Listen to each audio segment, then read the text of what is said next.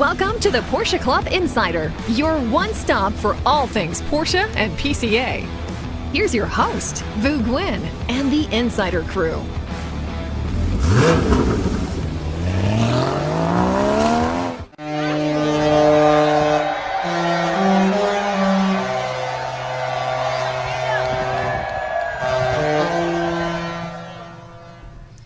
Well, does that bring back some amazing memories?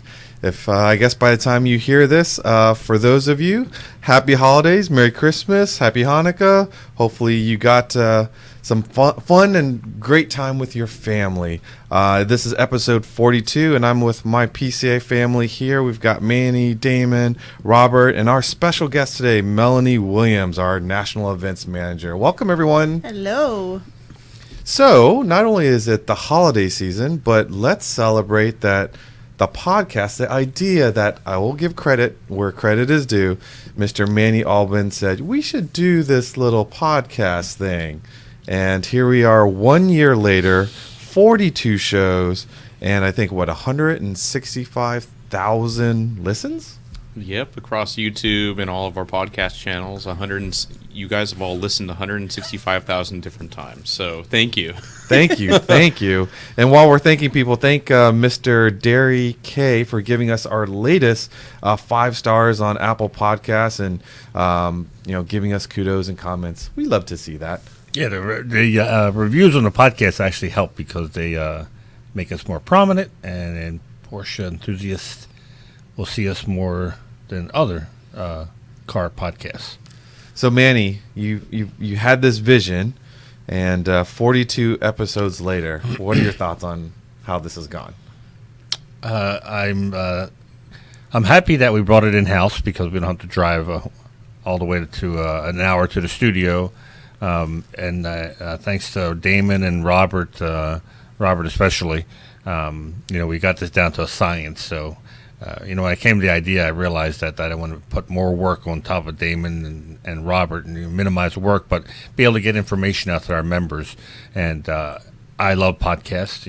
I got the longest commute, so I learn a lot from podcasts. And I said it'd be pretty cool with the stuff we know, because I would hear a lot of misinformation on Porsche-related podcasts. And I thought, we're there in the meetings, we're talking with Porsche. It would be great to get the enthusiasts and to our members the correct information. Absolutely. You're right. And, being able to, we're privy to a lot, and having just one more platform in which we can share this information. That's what it's all about. It's been relatively quiet on the comments section. Maybe on YouTube there's a little bit more comments for the podcast. That's because you've been editing out my best lines. Yes, I found out that you edit out. I edit some of these great lines that I've had, and I tell my friends about it, and they're like, I don't think I heard it. And I think it's because they weren't listening. We all want to keep our jobs and keep this PG. But so can we go over a list of stuff? PG-13 is always a lot of fun, though. PG-13 is a lot of fun. Yeah, I gotta say, you guys don't have to go into the meetings and have to answer all the questions. So you're like standards and practices, what your title should be. That's right, because this thing does not have like a 7-second buffer, which I can like hit like a pause button. What literally comes out of your mouth gets let's recorded. go over the stuff you was it sex with the Thank you, Robert. Thank you. Oh my goodness! Took a turn. Well, you're wearing your Grinch Christmas sweater. Did the Grinch steal your presents, or did you get what you want, or what are you hoping for? What am I hoping for? I always hope for anything Porsche related. Mm-hmm. And sometimes my wife always surprised. She does a very She's good good job with that of stuff. Finding either Hot Wheels or stuff that's Porsche related. I love the Lego stuff. I never put it together. I know. I tried to one time, and I have a half-built GT3 RS.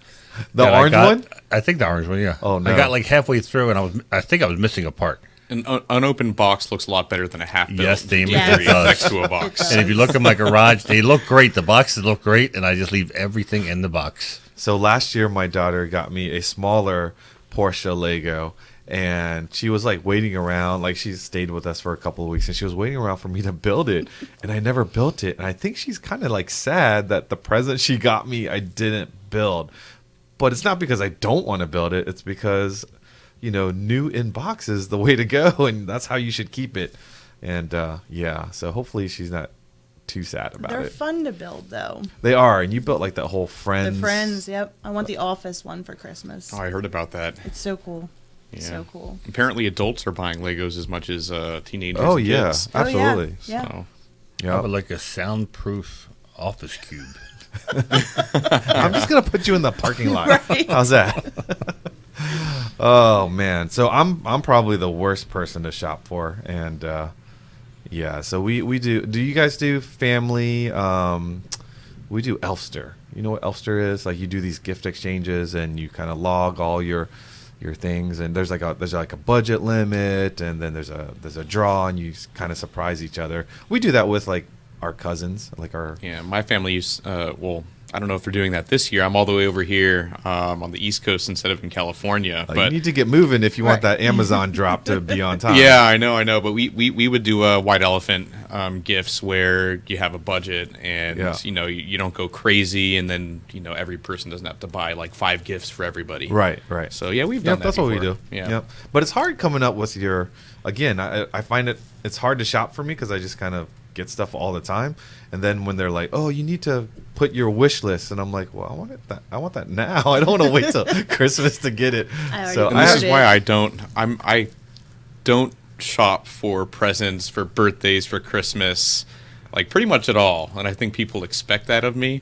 Think of it that. Is that how you got out of it? Is you just don't do it? I just don't do it. I don't expect gifts. I just don't like buying gifts, and I can't say I don't enjoy receiving gifts, but what if it's wrong and you have to fake enjoyment or whatever it might be. But so my girlfriend has bought me a present this year, and apparently I'm guessing it'll be very nice. If it's Is it anything. car parts?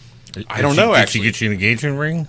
No, I don't think that's happening. We're not Note talking to about self, marriage. don't let her listen to this podcast. I don't think she does. Manny. I can actually share things Another here. edit. Another edit. Right, another edit. But she bought me a GPS for autocrossing last year, which was an amazing present. And then this year, I don't know yet, but she's already bought it. And guess who hasn't bought any presents this year? Well, I was about to say, does that put a little pressure on you that she picks just the right present for you that you want? She's really good at that. Yeah, and then what do you deliver? Right now, Flowers? nothing. So hopefully by the time you're listening to this, man. I You figured it better out. have, yes. You better have something. Go on. I'm a little bit nervous. Google top 10 presents for your girlfriend. Yeah. Having been married 30 years, we learned a long time ago, this is perfect for me, is that my wife buys her own presents, wraps them herself, and then acts surprised. Stop. See that I can get behind Stop. that. That sounds We good. to me. decided a But long the time thing ago is, that why be disappointed, and she is very happy with that, and she's like, and I saw I think Mia Walsh posted something where she said on her Instagram, my husband's going to be so surprised when he sees all the gifts that he bought for me. And I thought that's the same thing with me. For me, it's a surprise too. She's opening the gift. Oh, that's what I was going to ask you. Do Yeah. you even know, or is it more of a surprise for you than it is for her? No, I don't know what I bought her. You don't know. Damon, don't get romantic suggestions from Manny at so- all. No. This is exactly how I hope it Hey, works. it's 100% happiness. If it works, I mean, he's been married a long time, and if this works for them, then that's great. Absolutely. Yeah, it's tough. Yeah. I feel bad for I you. can see that wouldn't fly by you, Melanie. would it? No. I need creativity and yeah. But I did for my husband. I just went through his Amazon save for card or whatever and just bought everything that he wanted. Nice. So I was not as creative this year, and I feel bad, but sorry. you got him what he wanted. Exactly. So. But I've also gotten him a guitar and golf clubs, and he's never used either. But he says, "Oh, I want to do this," and then he never does it. So we have a collection of things that he'll never do. Yeah, there's a couple items that I asked for this gift exchange a few years ago. Like you're struggling to find like things to put on the list, and I found a couple. There's 2 things that I got that I haven't even used yet. Like remember you used to bring around that slider for your camera to take like awesome cinematic shots or whatever. I was like, oh, that's kind of cool, like a little roller bearing slider thing. Yeah. Still in the box. Those and are then great. then there was one more You thing. can record your workouts on the new equipment. Man, there's gonna be a lot of edits on Yes, this one. there is. And then the other one was we were thinking of going camping. I was like, wouldn't it be cool to have like a little portable like heater thing? And that too is. In I want to see you camping. I was going to say, I can't see it. I cannot see it. Yeah. So like I said, it's very tough finding or filling this list for myself. But this year, Wait a minute. Before the show started, you didn't want to go outside to your grill because it was too cold. it's not. And now you're going, Okay. telling me you want to go camping. Ladies and gentlemen that grill in cold weather. It's not that I don't want to go out and grill in the cold weather, but I don't know how your propane tank is better than my propane tank. But at 32 degrees, the propane tank does That not. happens when it gets older. It doesn't. The propane tank doesn't put out as much BTUs to get my grill to 500 degrees to properly cook whatever. So. You got an old grill. You got to get Do a you- younger grill. No, Do you but have the it's nozzle all the way it's open? It's not the grill. It's literally because what I've done before when I really, really wanted to grill and it was cold outside is I actually brought my propane tank inside. That's an explosion waiting No, to no, no, no, happen. no, no, no. Only to like get it warmer. You put it in the oven? no, Yeah, I was gonna say, Listen. heat it up in the oven for. listen. No, I just brought it so it could like bring up to room temperature to like 50 degrees or something like that. And then I brought it back I've out. never, ever had that issue. I'm telling I you. don't think propane freezes. It doesn't freeze, but I think the flow. So, any of you out there that are engineers and know about propane flow, please tell me I'm not crazy. I know that- propane in the forklifts. When I managed a warehouse, it was like 30 below Yes. freezing, and we never had a problem No. turning on the forklifts. You know how you fix this? Huh? Charcoal grill. Yeah, but charcoal. But Is by such, the time charcoal they- is yeah, the yeah. best, but it's such a mess. No, Yeah. the way to fix this is some houses have like propane coming or natural gas coming out of their house, and you can do a connection directly. Anyways, That would be cool. if you go Anyways. camping, we need video of this. Yeah. Yes. So, anyways, the two things I added this year, hopefully I'll get, and you know how I have my original hot pink BMX bike that I put on my little JDM truck that I go to shows with. Well, it turns out they make matching hot pink tie downs. So something very random that I asked for. Maybe I'll get it. And then while I'm in this whole 80s theme, as a kid, I always wanted those Casio gold vintage calculator watches, and I've never had one of those. So You still want one? I still want one. I don't know pretty why. cool. Did you get beat up in school a lot?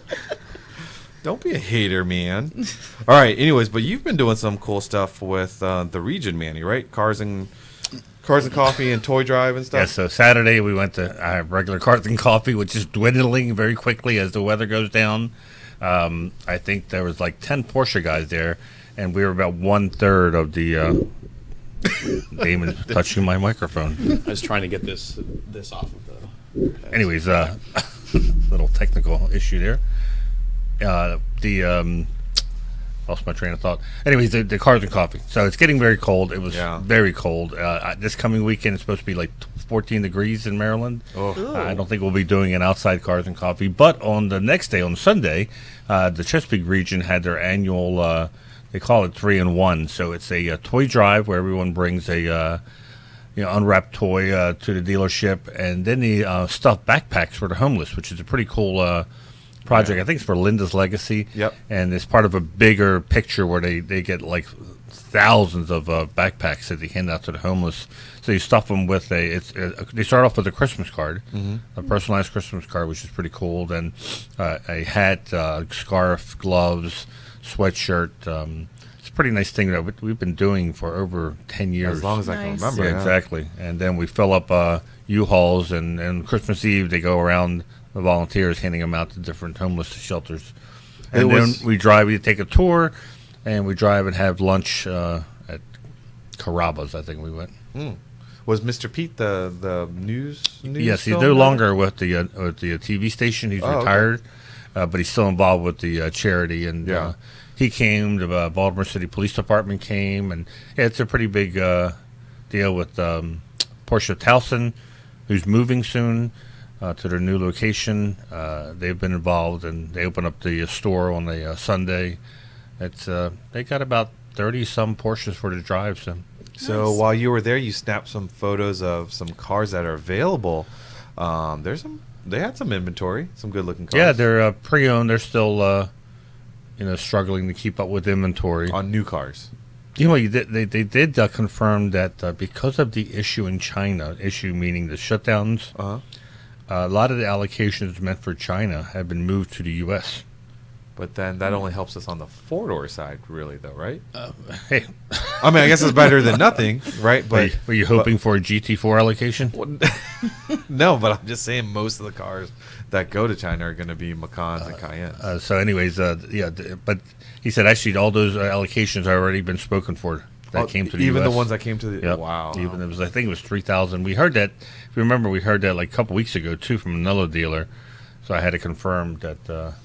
I mean, I heard through the grapevine like inventory for 2023 is still going to be quite tight for most supply. dealers. Everything's supply. I want to say I've heard 30% less than the norm is what I've heard. So yeah, pretty tight. But that also keeps keep looking at CPO, and I don't know if we talked about it on the podcast or not, but I was really surprised to find out how many years you can add to the warranty of your car through CPO, not only in terms of years, but then also it's unlimited mileage. Wow. Yeah, like 6 You're going to keep your car, 60, 70,000 miles or more. Why not, right? Yeah. I mean, you can add to, I think if you get like a 2-year-old, whatever, add a couple more years, and it gives you a total of like 6 years of warranty and unlimited mileage. That's even better than the original warranty of the car. So CPO is like, man, that's one heck of a deal. Mm-hmm. What'd you do, Damon? Oh, not too much over the weekend, but I did end up going to the Washington, D.C. Van Gogh experience, I think is what it's called. Done that. Nice. That's pretty cool. Yeah, which was pretty cool. Very fun, really cool display or museum. Immersive experience. Yeah, right? very immersive experience. It's funny because you've probably seen all these on social media for the advertisements. Yeah, and it gives you this thought that you're going to be going to this crazy big stone old building, and they're putting lights on the wall. It's actually just this little warehouse, a former warehouse or something like right outside or right in DC next to a metro. So I was a little bit like, oh man, I thought we were going somewhere like really cool. But once you go inside is it's cool. a really cool experience, and you get to see the story of Van Gogh and his artwork, and so it was a lot of fun. Crazy dude. Yeah, definitely. He had his ups and downs, it sounds like. But other than that, didn't do much. Just hung out at home. I'm so behind on car maintenance because we've been on the road. Like I've got some cars I need to change the oils, and I haven't. I know. Don't look at me like that. I feel so dirty. I feel like I'm not worthy. And because of the weather. Not because of that, because it's freaking cold. I know. And so I got to change oil in cars, and more importantly, I got to throw winter tires on the Cayenne. So I got to clean my car. Yeah. So we've got this. Did we talk about the tank that's in the back that we've got to try out? Did you see that? One of our members, and we'll give you all the details later, but he came, he reps this company, and he wasn't trying to sell us anything. He just wanted to try it out. But it connects to your water source, and I have something similar on a smaller scale at home from Griots that takes all the minerals and stuff like that. So when the water evaporates, you're not left with water spots. Mm-hmm. So, but this is different. This one has a filter. You connect it to your water supply, and it sort of purifies the water, so it's almost like you have distilled water, but it's like a 40-gallon tank out back there, and it has its own pump. So once you've created that water, now we can wheel this this tank and wash our cars out back, and you don't necessarily have to dry it, or so they say. So we'll have to test it. That's a lot of weight. 40 gallons. It's on big wheels. It's like it's on one of those like. So that's here at the office now? Yeah, it's in the back. Oh, wow. Yep. So we have to try that out because now it's so cold. It'd be nice to just I was thinking maybe I should buy a pressure washer and hook it up to it, because then you could pressure wash your car and then just walk away and not have to dry it and see if you don't get spots. That'd be kind of cool. It would. I don't drive my car anyway. Well, you don't even wash it. So I would highly advise against pressure washing into wintertime in Maryland, because you're going to put water in places that's never going to dry out until it gets warm again. Well, I'm not going to do it below 32 degrees. I'm going to wait for Yes, like but a eventually it's going to become below 32 I'll degrees. do a 40 degree day. I don't know. Well, we'll see. I'm just kind of excited. There's a new toy to try out.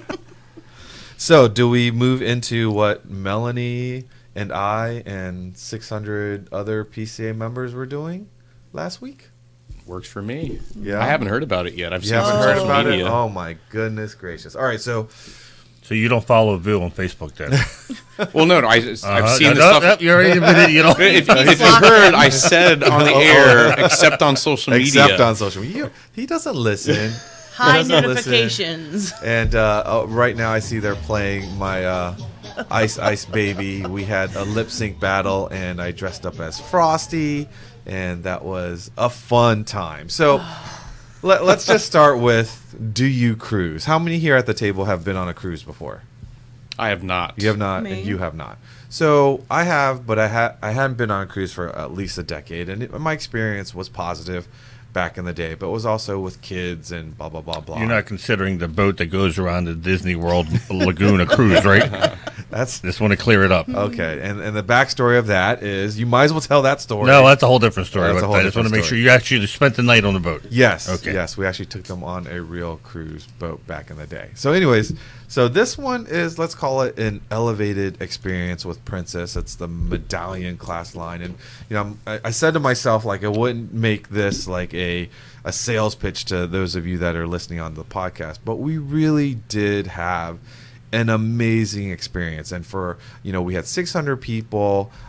We had people that had never cruised before, and they decided to go simply because PCA was going to be a part of the program. We had people that have cruised many a times, and they were sort of, I think there's like a black label level or something Yep. like that. And but even those people that had been on cruises before, they were so surprised at how different this event was, because it was a PCA event. And it started from the very beginning, as you got out of the taxi and stepped onto the curb. PCA members had their own separate check-in line. And Yep. granted, you know, the other 1,000, you know, I think they had 2,200 passengers total. We were 600 of them, and PCA members had their own dedicated line, dedicated counter, and before the gangway opened, they had like a little special PCA area. Now, did the other passengers look at you in disgust? Like, Well, when, I mean- you fly in air, like Southwest when has you're the pre-check, when you're pre-check and you're not pre-check, or like one When of I'm the clear? airlines have the medallion line where you get in before anyone Everyone else gets does. medallions. Everyone gets- gets medallions. We yeah. just had our branded medallions. we had our branded medallion, which No, she's but I rocking. mean, so people are waiting in line, and you I'm guys sure- are boarding before everyone else. Well, in the beginning, I'm sure people are wondering, like, why are those people going through? So there wasn't probably hate or anything yet. But once we got on the ship, it was very well known that the Porsche Club of America was on this ship. Yep. And there was branding everywhere. I mean, from the screens to the medallions that you were wearing, to the signs to tell you which line to get into. When you turned on the TV, we had our own PCA channel with our videos. They included us in the morning, they call it the wake show, and they shared our program to everyone. I And like that, the wake show. the wake show. Yeah. That's pretty cool, huh? Yeah. And they're so good at this. I mean, if you're talking about You're wearing the same clothes you wore the night before, though. because I took It's so- actually taped. it's taped the At day. night. It's taped. Or It's taped did you the day stay up before. all night? So it's taped the day before for the next morning, and you know, where do I even start? The branding. We had we talked about having the experts. One of the criticisms online where people were just like, I can't believe PCA is doing an event where they're encouraging people to park their Porsches and get on a ship. Well, yeah, keep in mind we have 3,500 other events that are, you know, we're driving our cars or Right. doing technical. This is one event, but believe me, when you got on the ship, Porsches, we didn't leave Porsches or the discussions, you know, at the port. Like, it continued. We had experts on. We were at dinner, you know, meeting people, talking about what cars they had, and learned about, you know, 962. Can we do a separate show just of Debbie Downer complaints from our members? They were, and I'm like, you're not even on the cruise, and you're Debbie Downing this, and they're like, oh, can't whatever. Well, that's because they were up here like us in 25-degree weather. Watching all the pictures. It was amazing. So the experts, we had Tim McNair, Nathan Mers, Ramsey Potts talking about auctions, and you know how we have seminars. So just step back Yeah. because you guys were there and you're probably skipping over some stuff having not been. So you get on the boat. Yeah. How many days are you cruising before you make your first stop? So first 2 days is at sea. Yep. Yep. And that doesn't get boring? No, because We filled it. It we was filled busy. it with PCA events. We had When you say you seminars. filled it, when does the day start?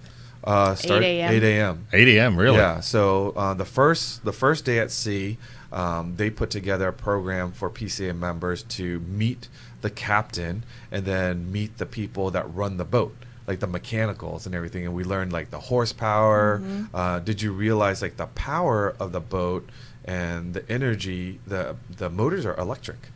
And so the smokestacks that you see, it's running the generator. It's not actually powering the propellers.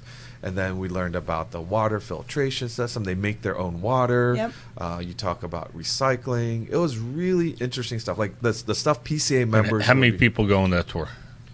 That was 150, 200 at people. least. You in the just seminar. show up or you got to sign up? Or? We had a whole theater to Yep. ourselves. Okay. We had a whole theater to ourselves.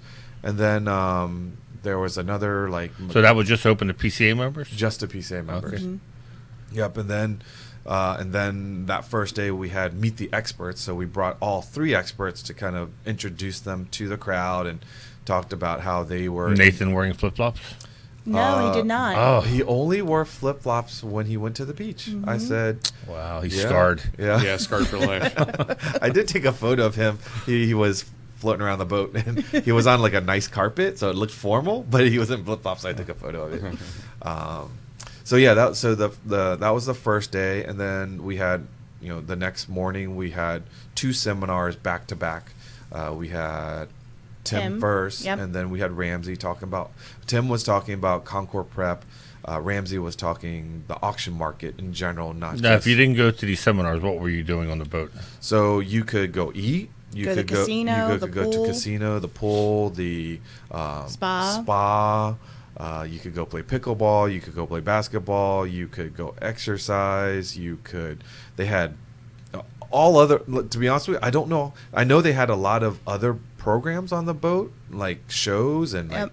wedding shows or wedding match or whatever it is. Acupuncture. But we never did all that because we were so busy With our program. with our own program. And then we had we had the check-in of all the die-cast cars, which 118 cars, 118 PCA members packed their little cars. Yep. And probably hand carried them on the plane. And they brought some. There were some nice There were cars. phenomenal cars. There were Yeah. some legit. Is this like in a die-cast. public area or? Yeah. So what you're seeing on the screen for those of you that are listening is the first die-cast Concours at sea. I don't think anyone's ever done this before. I don't think I've seen Karen Cooper that serious. Oh, the judging was- judging real cars. Judging was like really serious because Yeah. there's so many nice cars. The judging was serious. But the boat promoted it to all the passengers and we encouraged them to come down, and you could tell who the PCA members were by the lanyards, and those that didn't have the lanyard were just general population, and they were just blown away at what we brought. And this was what held in what's called the piazza, the center of the boat. This is where all the beautiful stairways and the Christmas music, tree the Christmas tree. And so we had the cars put out. I think it was 3 o'clock was I think it was 3 o'clock. 3 o'clock. We had the judging for an hour, and during judging we had music, a live band playing. We had a flash mob do a dance for us, and then during the award ceremony, more music, and then the princess pick, or the one that won it all. There was this big confetti cannon. Gold confetti You'd never everywhere. seen something so little celebrated so big, and everyone, just the energy that the princess people just kept saying, we are just blown away at the energy PCA brought on boat. And they've had other big groups in, but the staff could feel it, and they were just having fun. They thanked us a lot. Apparently the cruise before us was very hard on the crew, on the staff, and every Is that staff the BMW member. club? Every staff member was just refreshed and refueled because of the energy. And when we were doing the concourse, the whole piazza, you can go up all the layers. Right, it was four, just filled with people. Non-PCA people. It was very exciting. Okay, so you're on the boat for 2 days. You're eating, you're drinking, you're looking at cars, going to seminars. Yeah. What's the first port of call?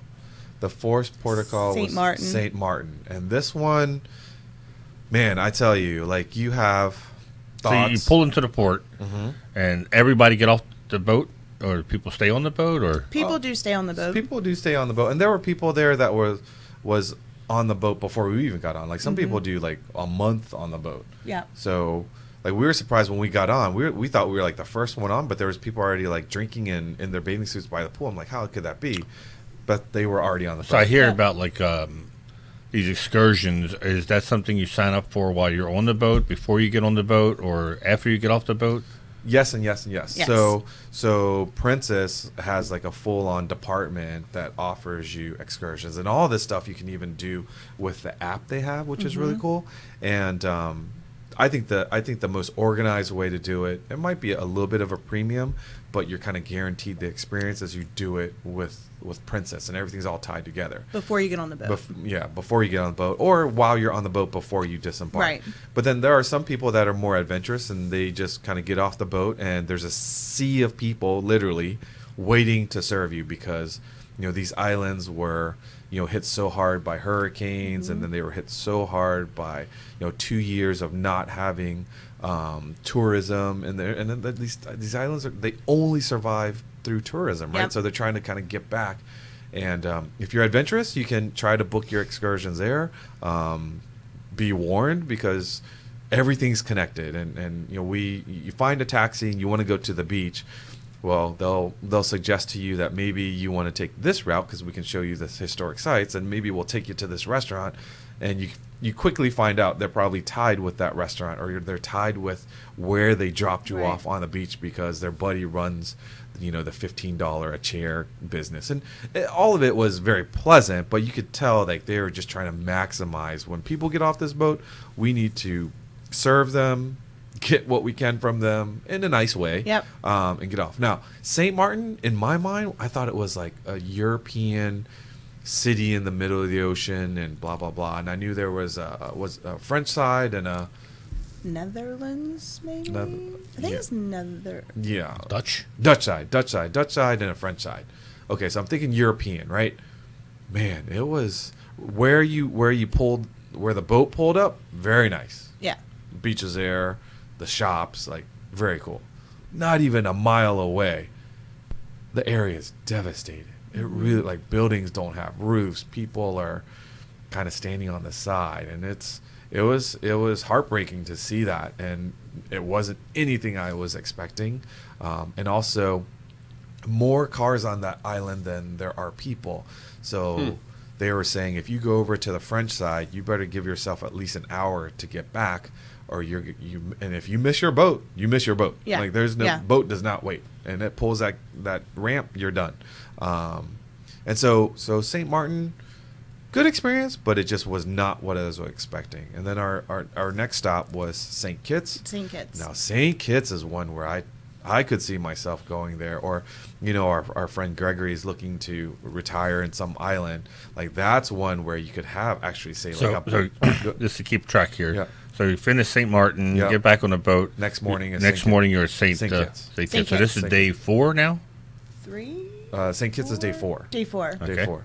And St. Kitts is, again, pull up. It's beautiful.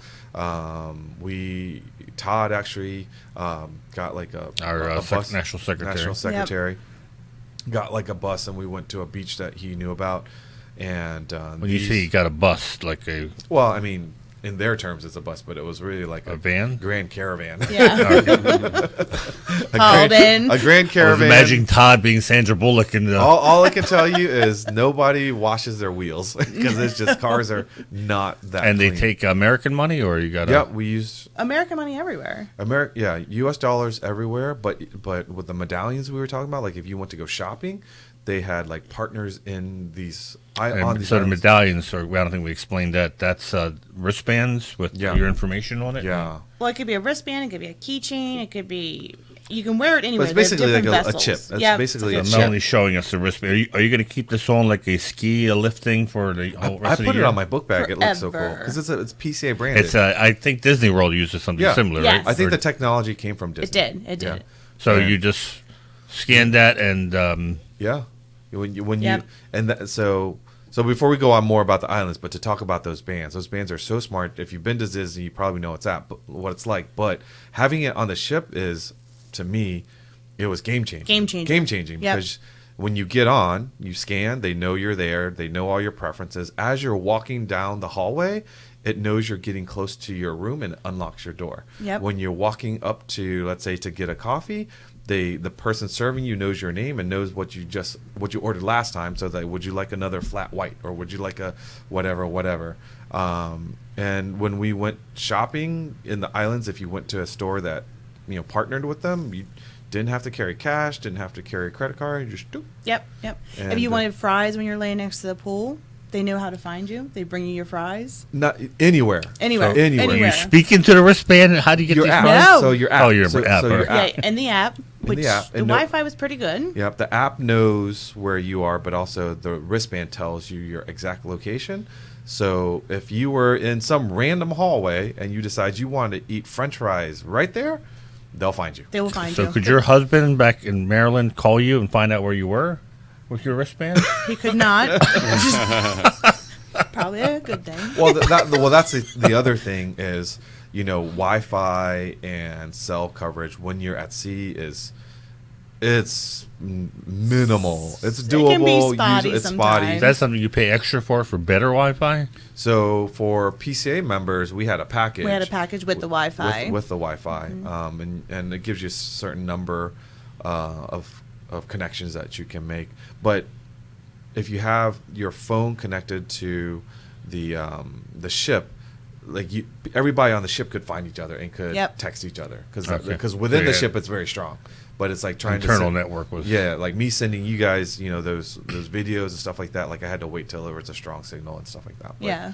it's amazing technology. The So medallion. from St. Kitts, I'm not a beach person, so I envision cruises to the Caribbean like beach every day. No. But you were telling me that you were actually sightseeing. Yeah, Yeah. you could go to different sites. People rented ATVs. They could, you could go zip lining. You could go Shopping. You could go to ruins or whatever. Anything you want. Now here's a funny situation. So, the one day that I actually did go to the beach and laid on the beach. I mean, I was like 15 minutes into laying there. I'm like, I'm just happy. Was the sun out? Is that the last day, right? I think it was St. Cake- Kitts, or no, it was the Caicos. Turks and Caicos. I was Yep, out for a yep. little bit too, but like I was happy that they had LTE, so I was like on my phone the whole time. And Loanne was like, "Can you just relax and stop working?" And I'm like, I'm relaxing. She's like, "No, you're working. Go in the water." And I never go in the water, so I'm like, "Fine, I'll walk in the water." And when I went into the water, there was another PCA member go, "Hey, you're Vu." So as I'm doggy paddling, I'm talking to this guy I just met that was a PCA member. We're talking about 928s. We're talking about his 996. An hour later, I'm still doggy paddling, Yeah. talking to this guy. She comes back. She's Why like, don't you just stand up? "Well, because I wanted to feel like I was burning some of the calories." that I was- How deep was the water? The guys probably go, why is this guy doggy paddling? Yeah, It's like 3 feet of water. Yeah, I could have stood up, but I wanted to keep active. Hello, and burn off some of the calories. And but I was in there for probably an hour, and I came back, and Loanne was like, she was like, "You were out there a long time. Like, what's up with that?" Did you have a leg cramp? I was like, "No, I met somebody, and I was talking Porsche stuff." She's like, "That's what it takes." I'm like, "Yeah," and that's the difference. I mean, for those of you that don't think you'll cruise or don't think you like the beach or whatever, there was so much PCA content and getting on board with 600 people that you have a common interest. It's pretty freaking So day awesome. 4 is St. Kitts and St. Kitts, day oh, yeah. 5. Puerto Rico. Puerto Rico. So you went to Yeah. So real quick on St. Kitts. St. Kitts is a beautiful island. They actually have a pretty good infrastructure, and some of the roads, and they have volcanoes and Yep. mountains. I was surprised about the mountains. The roads are man, I mean, they're like driving roads. So I guess if you wanted to retire to an island where you could actually have fun driving, St. Kitts is it, ladies and gentlemen. They have some fun roads. And so you obviously need a passport to go on this trip.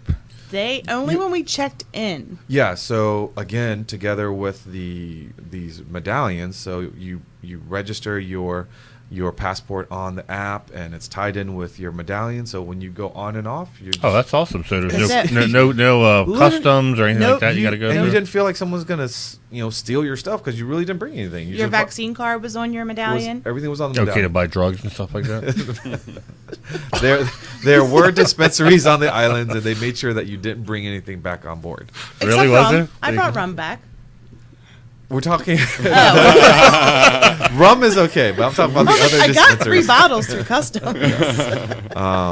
Yeah, and then Puerto Rico. Puerto Rico was, and we've been to Puerto Rico before, and I love Puerto Rico, and I love the fact that we were able to meet our local region there.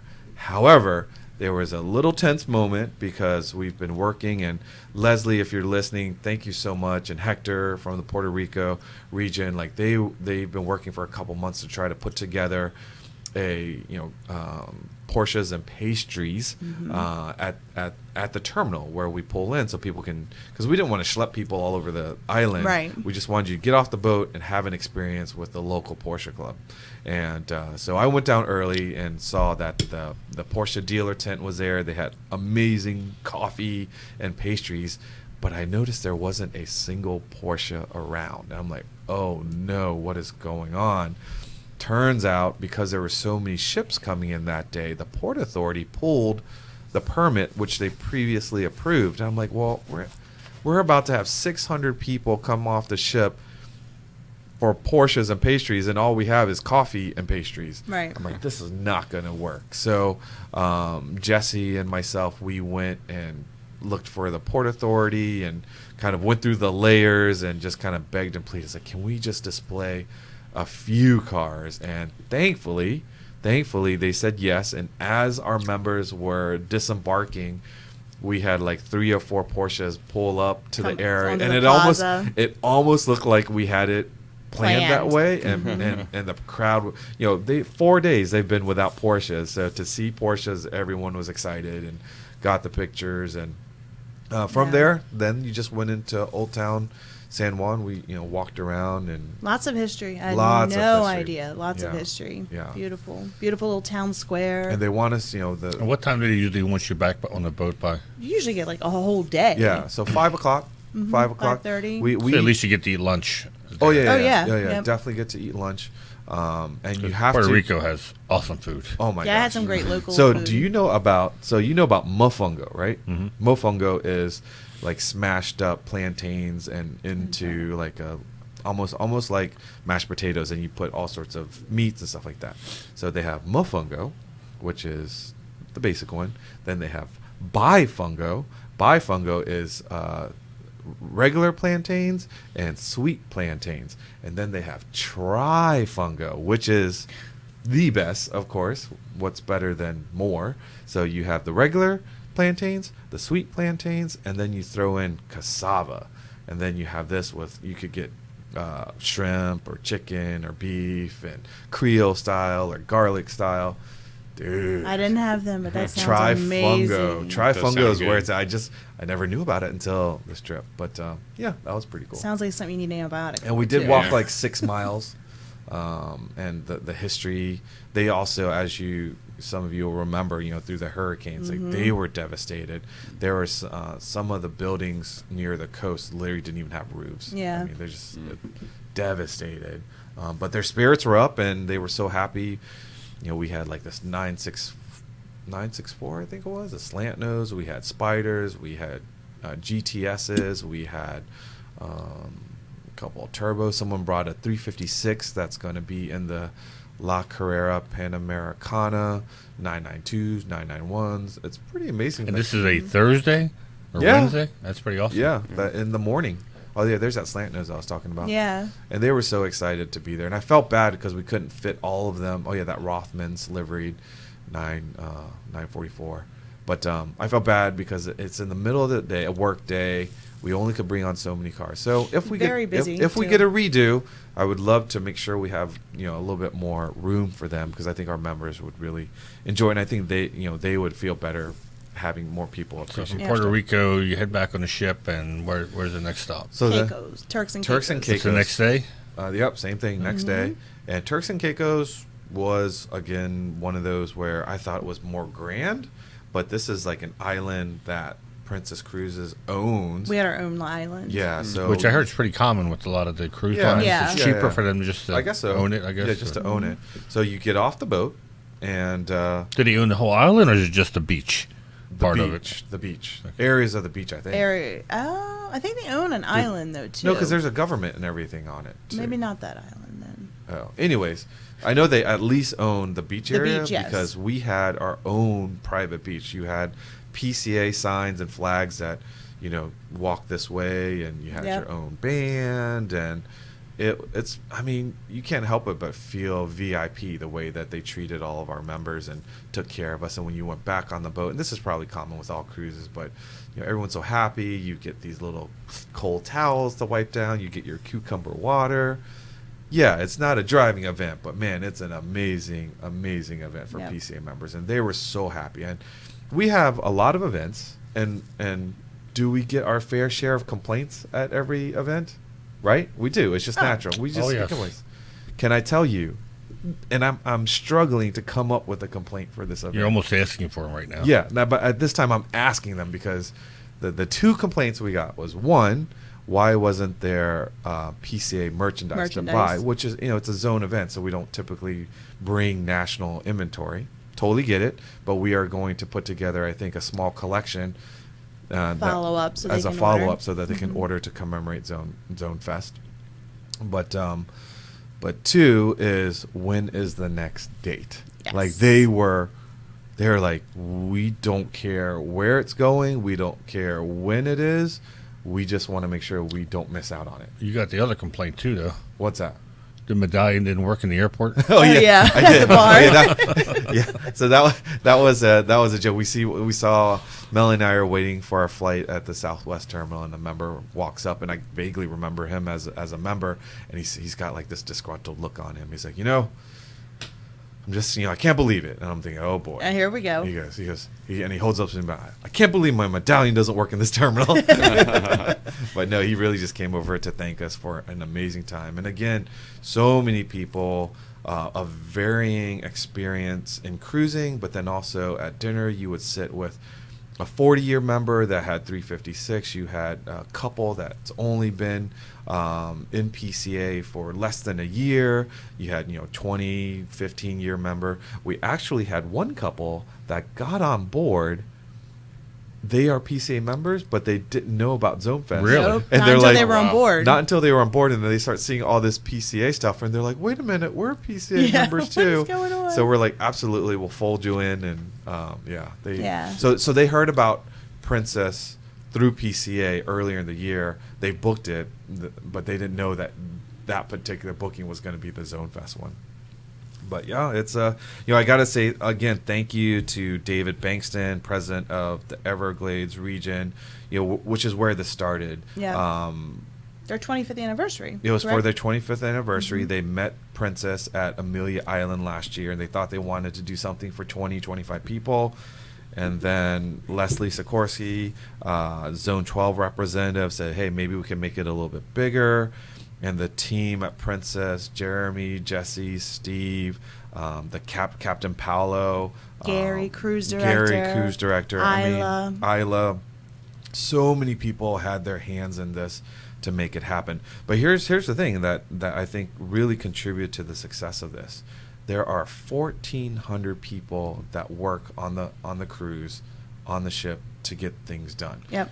60% of them, you never see them. They're all behind the scenes. So when we needed to do drops of merchandise in the rooms, it was no problem. We needed to record something or get an email out. I mean, there was, everywhere you look, there was some pallet broken down. Yeah, pallet broken down. There was someone there to help. And did you know? Guess how many tons of food they load in Fort Lauderdale before they go on the cruise? And the food they load has to last for the 8 days. I'm a big fan of Nat Geo's Mighty Ship series. Yep, and so one of the ships I've seen the numbers are astronomical, Yeah. especially how they prepare the food Yeah. Oh, yeah. and the amount of people that's required to get this done. If you've ever seen one of these episodes, you should look on Nat Geo, and it's a city, basically Yeah. a city on the seas. And the quality was amazing. The quality was I'm pretty amazing. picky. The quality was amazing. 160 tons of food. 160 tons of food. Like 4,500 beers served, like 2,000 pounds of bacon, 2,500 steaks. I mean, it's big Yeah. numbers, and the quality was amazing. We had one of our goers and sponsors as well has traveled all over the world. He's an exec with a big auction house. He says, "Vu, I've traveled all over the world, been in some amazing hotels, and I gotta say, the service and the quality of the room and the facilities." And he's like, "Number one, Yeah, number I'm- one," just like that. He like didn't even hesitate, and it really was like, here's a little thing that I didn't get or think about until like the second day. Like, how like when we go to Monterey and even like the nicer hotels, because it's by the water, you kind of walk in, you kind of have like a musty smell, like you're by the sea. This boat is in the water, but when you walk into the boat, you have no idea. Like, you feel like you're at a Marriott in Chicago. Oh, I yeah, mean, absolutely. and it's cleaner. It's much cleaner. Yeah, You come in and Not that we've been to Marriott in Chicago. once or twice. Yeah. But you come in and then at night you come back and your room's refreshed and your shades are shut and your bed is pulled down and it's again, those naysayers that they're like, oh, it's a petri dish of whatever. It was so far from it. Like, it was not crowd. Like, there weren't really lines anywhere. Like, you walked up, there was no lines at the buffet. There was no lines for anything. I mean, it's such a. What about the hot tub? How many people are in the hot tub? I didn't partake in the hot tub, but I saw people in it, and swimming Yeah. pool, and the most but I it ever saw never was like 4 maybe. It was never that crowded. But again, Clothing optional or? That was in St. Martin's that on was that in beach. St. Martin on the Orient Beach, which I heard of. I didn't go, but I know some of our members made their way there. I have not seen pictures. So the big question is, will there be a next one?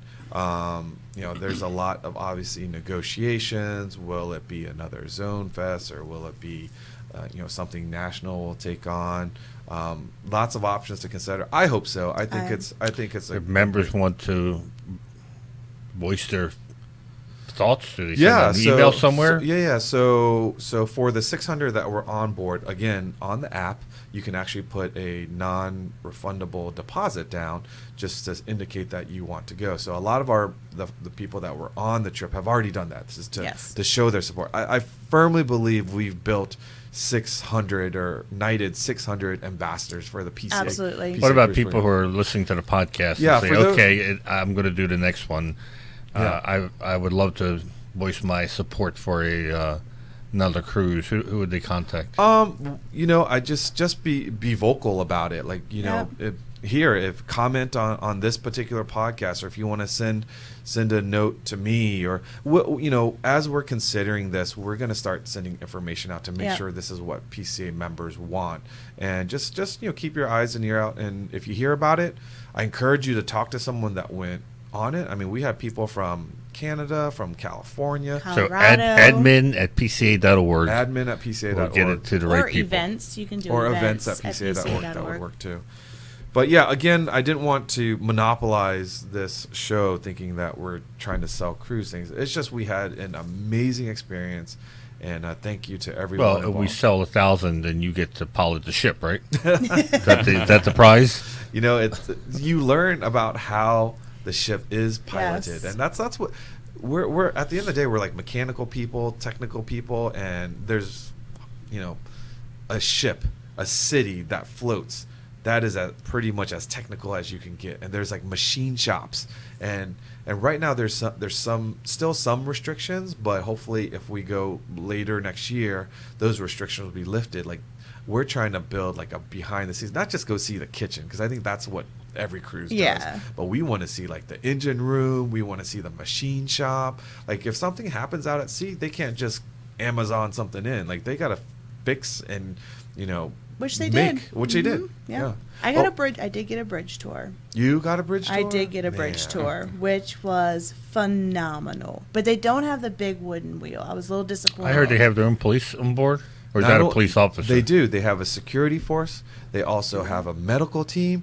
And this is what we found out one of the last nights. I know where this is going. This is behind the scenes. So Isla, she's one of the cruise directors. And this stuff, it makes sense when you hear it, but you don't think about it. But did you know there's a morgue for 10? For 10. 10 bodies on the ship. Wow. That's not very comforting. Well, yeah. I mean, I think it is natural things. because they're thinking That means they had a at most- discussion and said, you know what? 8's not going to cut it. Let's make it 10. But it's not used as much, and they store Jello I've shots seen in zombie there. movies I that think start that was like this. before COVID, but yeah, it's a It was before refrigeration. COVID. But I mean, there's all 90s. those little things that we don't think about, but they have to take care of, and where the staff sleep and how they are, share bunks and how many people come. There's so many details of how this all works. Like I can't imagine anything fits more perfectly with PCA members and our demographics. Yep. So. And the chief guys, they are like 4 hours on and then Yeah. 8 hours off. 4 hours on, 8 hours. And then they have these two guys that stand and just look out at the water Yeah. for 4 hours. And then the crew has their own pool. They have their own bar because they need to relax too. Right. They can't just come and sit and have dinner with the Right, guests. Like right. they have their own area. So That's two things we don't have here at PCA. jacuzzi. Pool and a bar. This is true. This is true. Keep wishing. We just got an air fryer. Yeah. But All right. there was also other. I mean, there were so many car things we did with the racing with the club Oh, yeah. cars, and the mini concours, and then we did have some like culinary demonstrations, a mixology class. Yep. And Jill Whalen from the original Love Boat. Love Boat. She was there. She is a Oh, look, great that's me. person. She's a fun person, me. and she loved being together with PCA. She's their official ambassador and everything. And she was with us at every event. Every I mean, event. just and mixing and mingling. She was And, great. And the captain, even their staff said the captain comes out usually, but he doesn't come out as much as he did for us. Like every event we had, there's a captain. Captain during the chef demonstration with me, he came out to everything. What did you cook? I did. I said, what did you cook? Oh, what did I cook? Gravelox, salmon. Salmon. So it was Porsches and picnics. So these are things that you could make and prepare. I to noticed do. there's not many people sitting in the front. Is that like a splash zone? Or I think they worry about being called upon. And the theater was so large. There's also two wings. So Yeah. you have the middle, then you have the upper middle, you have the two sides. So 150 people in there. It's You know how spread PCA out. members never sit at the front. No. They always sit at the back. Yeah. All right, so let's get into some Porsche news. Taycan home charge times?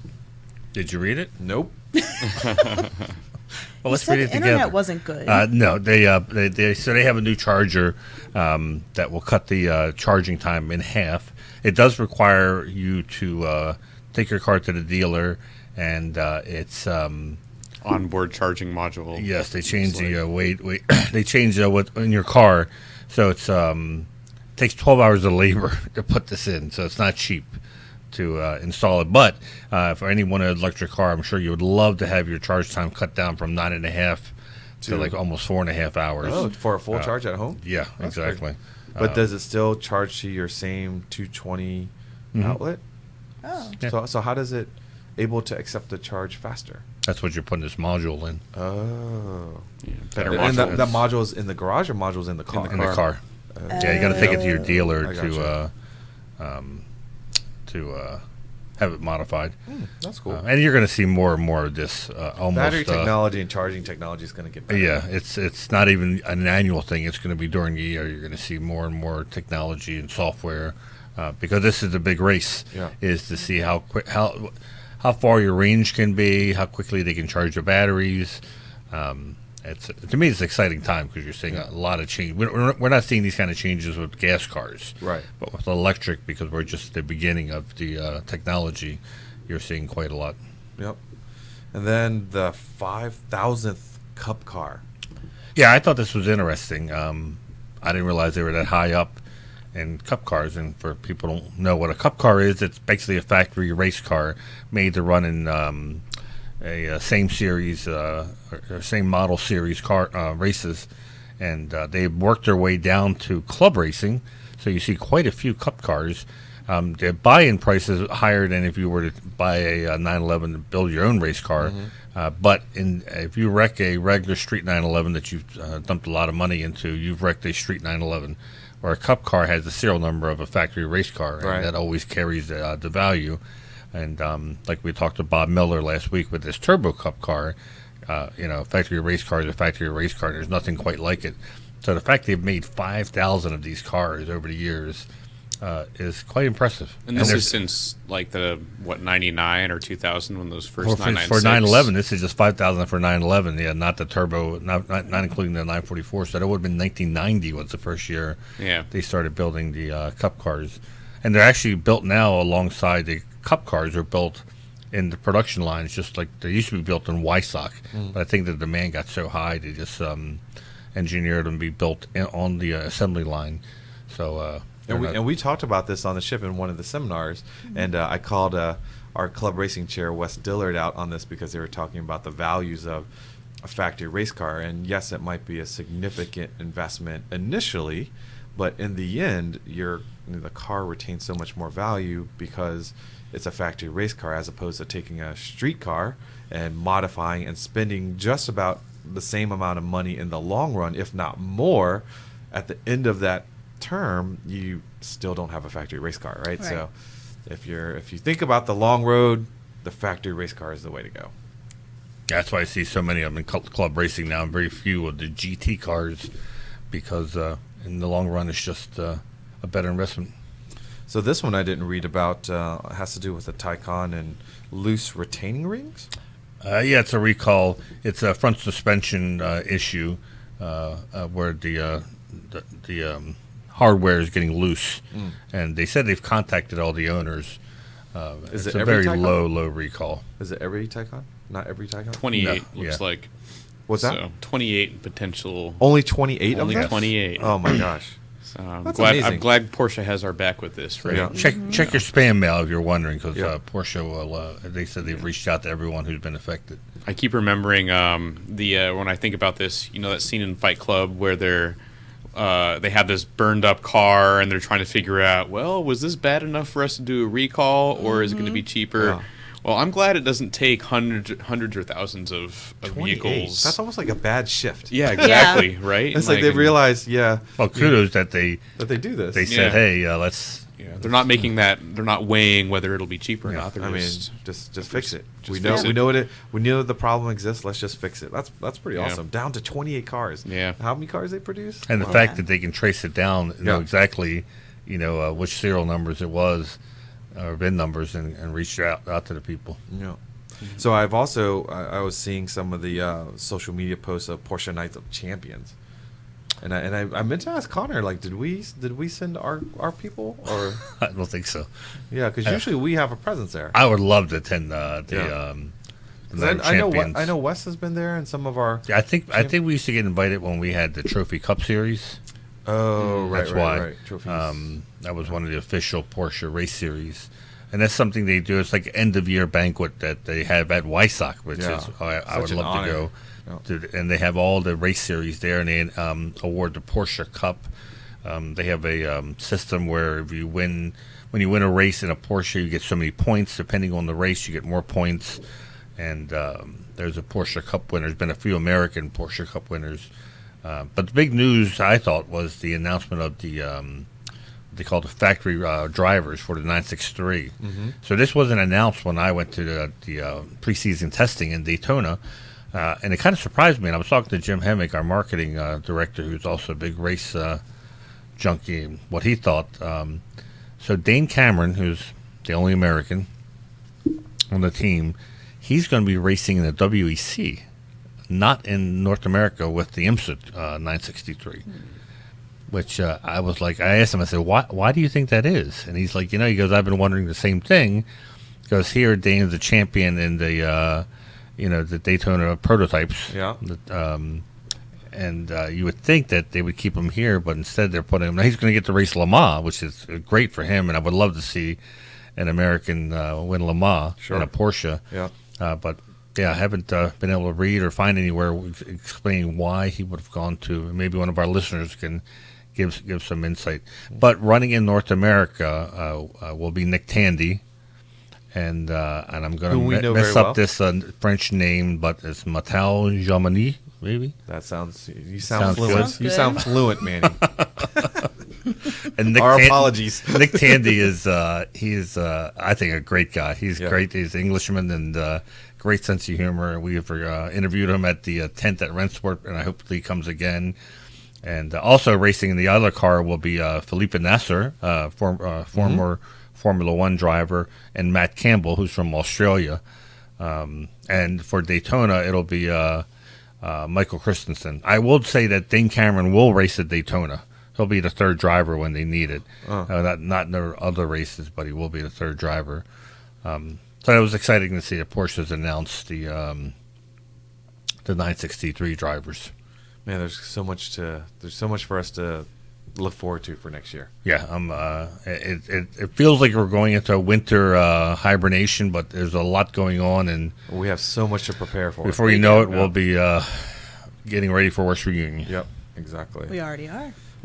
Yep. And I know you guys kept churning out videos while we were at sea, and it was tough for me to review them because the Wi-Fi and stuff was spotty. But you dropped a couple. Yeah, we did a everything you need to know sort of video, an all-around overview of the 993 generation 911 Carrera RS versus the Carrera RS Club Sport. Mm-hmm.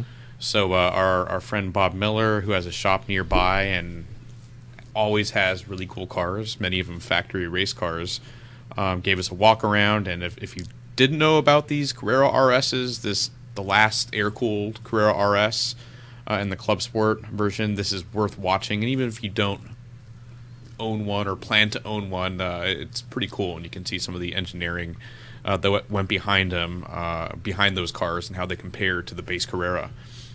We also, I got to say that it's funny because that Cars and Coffee, we went to the video just come out like a few hours before.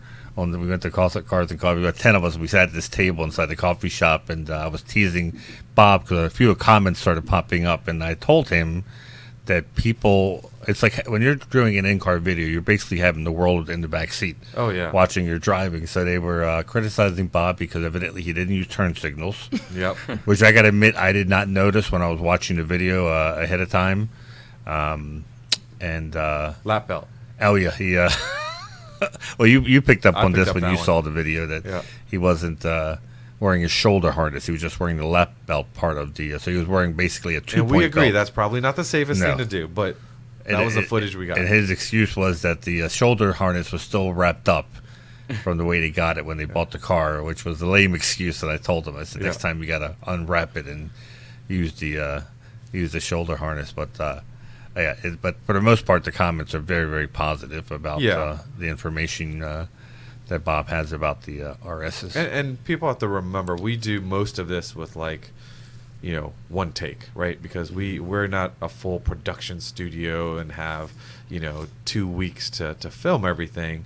And there might be a few qualities or whatever about the car that Bob might not have remembered or I don't even know about. So give us a little bit of leeway, but you could do it in a very constructive way. If, like, for example, we forget to mention something, put it in the comments and say, hey, did you know you didn't mention blah blah blah? But the internet loves to slam people and say, I can't believe he didn't talk about this.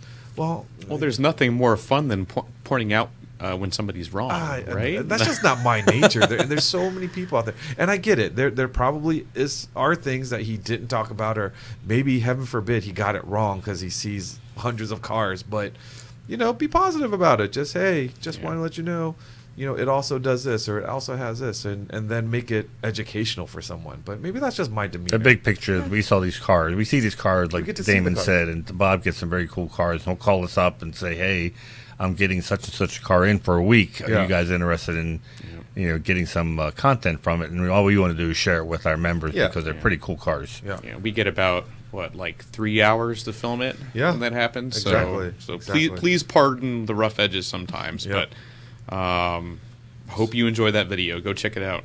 Speaking of enjoy, it looked like you enjoyed that 997 GT3. Yeah, so that 997 GT3, I'll have to say, full disclosure, that's my uncle's car. I figured, if I'm going to be in San Diego for Thanksgiving and hanging out with him for the week, I might as well do a video. So 07 GT3, very, very minimal mods. I believe, and I didn't mention this in the video, but it does have an aftermarket exhaust. I'm pretty sure it's a lot louder. I'll have to double check with him. But very cool car, 415 horsepower, and what I have to say is, and I wouldn't have said this 10 years ago or even 5 years ago or before having driven many of the cars I've driven in the past 10 years, but 415 horsepower doesn't feel like a whole ton anymore.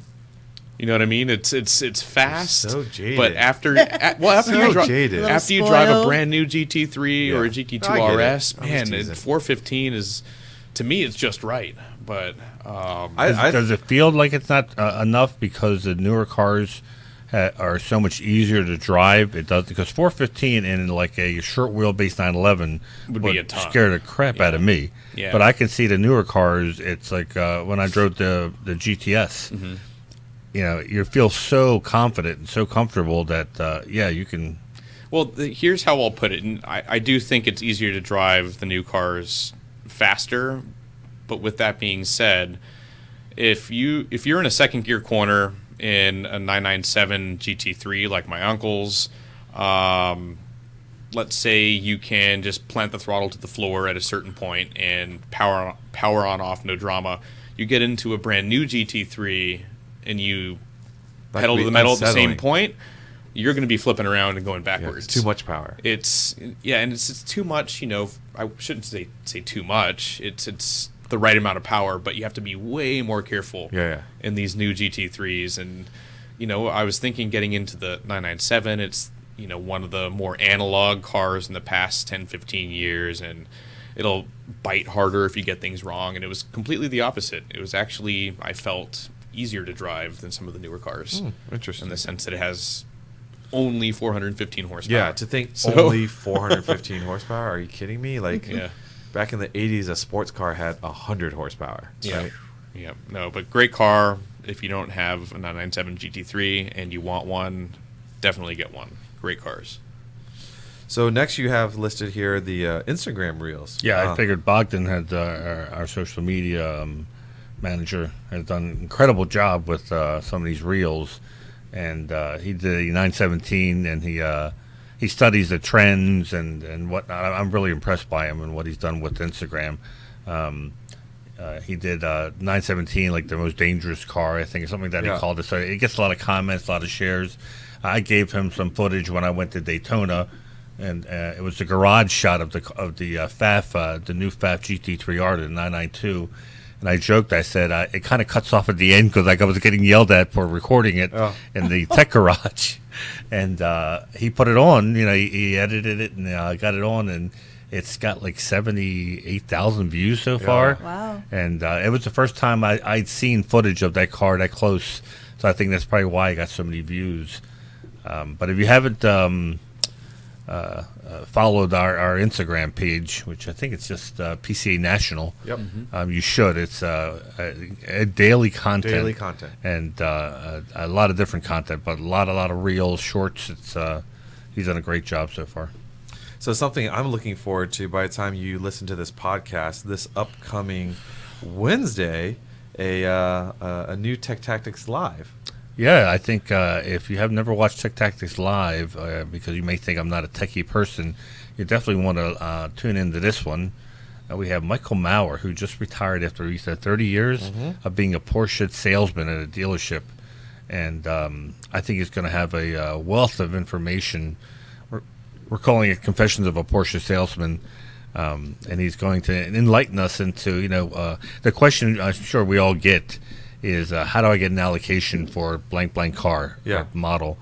And he's going to tell us, about, I guess, relationships with dealers, what to look for in CPO cars, and and answer questions, because if a Tech Tactics Live, we do it live. Yeah. And, it's shown over and over again, but for that first hour, it's live, and we love viewer questions, and it'll be one that you should not miss, and it'll be after Christmas, so if you had too much with the family and you want some alone time, bring up YouTube at 8 o'clock 8 o'clock on Wednesday, December Eastern, 28th. what are we, Standard Time or Eastern. Standard Eastern. Time? EST. EST. Yeah, but I got to remember EST or EDT, and I thought it was EST. Yeah, and again, the live chat area, if you're watching, exactly at 8 o'clock on Wednesday, put in your questions, because we're going to be monitoring the live chat, and we'll present them to Mr. Maurer, and you'll get a different perspective. I thought this might be interesting. Yes. Registration opens for Spring Treffen Georgia Mountains on January 4th. The event itself is April 19th through 23rd. I know several of the people that were on the cruise. This was like the first time they had heard about Treffen, believe it or not. Yep. And they said, if it's anything like the cruise, sign us up. So we already have an amazing demand for Treffen. I think we made it a little bit worse by telling people. So for those of you that know about Treffen and want to go, make sure you read through all the details, and the day that it opens, log on exactly when it opens, make your decisions quickly, 3 and check p.m. out. How many slots are there? Oh, there's about 130 rooms, 140 rooms, so 260 people, give or take. But given where it is, we will have experiences to the Experience Center, Porsche Experience Center, and the Pirelli Rome factory. Oh man, There's a Pirelli factory in Georgia. I Yeah. didn't realize Yep. that. Huh. Yep, in Rome. So 30 minutes from the resort. Yeah, they're going to give us a behind-the-scenes tour. Cool. So we talked about the 24 hours of Daytona. Definitely, if you can make it there, get out of the cold weather down to Florida. There's a PCA Corral and hospitality tent. As far as parking your car in the Corral, if you don't have Corral tickets, you're not going to get them. They were pre-sold. Or look on the PCA classifieds, because I see them come up there quite often, either want to buy or for sale. Yeah. But But don't feel bad. Don't feel bad if you can't park in the Corral, because you No. still have tons of fun. No, Yep. I haven't. I haven't brought a Porsche to 24 hours in a long time. But if I were, you're just going to park outside the track in a safe spot and just walk in. Because once you park the car, you're pretty much not going back to it for a long time. And then we prepare for Werks Reunion Amelia. That will be March 3rd. Again, that's And the Judge is already sold out. Judge is sold out. Judge is already sold out, but we've got plenty of room We've for got Corral. about half the Corral, I think, sold out. So little over half. Don't delay, Don't delay. because otherwise you'll be asking people if they got a Corral spot they want to sell. It's going to get warm again, and you're going to want to come down to Werks. Yep. And it's stay the whole weekend, because you got Saturday, you got Cards and Coffee at Haggerty, and some other stuff they do, and then Sunday the Amelia, as it's called now, Yep. Amelia. which features PCA member Jeff Gordon as the That's right. Grand Marshal. That's right. He's following look me at everywhere I go. Melanie. May's like, maybe I should stay. Make sure he's okay. Do you need me Saturday? Text him that. I'm sure he'll reply. And then back to the roster, which we haven't done in a long time, and I miss our Porsche family in Easton, Pennsylvania. Registration opens January 18th for Tech Tactics East, February 18th and 19th. You know, last time we went there was 2020, right before Right the before pandemic hit. I know. It was We're like gonna- a week before Works, I think, or something along those lines. This We is had going the to be date. very special to be back there. It's crazy. I think 2020 was 3 years ago. Yeah. And they're very excited about having us back. We had a Yes. Teams call, and it was cool to see how excited they are about us coming back. We're hoping, we're putting pressure on Kathy. She brought it up that she's trying to get us the GT3 RS, a new one, and the car, Yes. the 911 off-road model. You just laid down a pretty big request. I told her, I said, for our partner, Kathy Lee. you will be like this super Hero. heroine if you can Yes. get us these two cars, because I'm sure our members would love to hear the technical side. And that's exactly what they do, is that Porsche brings people in who are teaching the techs how these cars work, or either that or they're product experts, and they're answering questions about the cars. And it's stuff that you probably don't read about. It's very detailed stuff that you can learn little tidbits about the car, and I'm always fascinated because I learned so much from the people from Porsche. I bet these 2 days sell out. Oh, Yeah, so they're 2 one-day events. Yeah. You pick either Saturday or Sunday, and they're the same events, just one after another. They include lunch, breakfast. Porsche always gives us some kind of giveaway. I think net it's almost a break even if you were to add up all the stuff you get. Yeah. But it's limited to 120 people, I think. 125 each day. 125 each day. So it's Totally worth it. it's the fact that we haven't had it since 2020 is going to make this very popular. Yep. All right, man, did we go over in terms of time? Anything else before we sign off? Y'all good? I'm good. All right. So thanks for listening. If you aren't currently a PCA member and own a Porsche, grab that VIN, head over to our website, and get on board as a PCA member. And if you don't own a Porsche, we'll help you out. We have the test drive program. Again, just go to PCA.org. If you want to see the behind-the-scenes photos, videos, Porsche Club Insider, all one word, you can send us also an email or message at podcast@pca.org. But as I always say, we'd love to see your comments on YouTube or on the Apple podcast platform. We'd love to see 5 stars. So if you can drop one of those, I would love to see that. Until next time, stay safe, and we'll catch you down the road.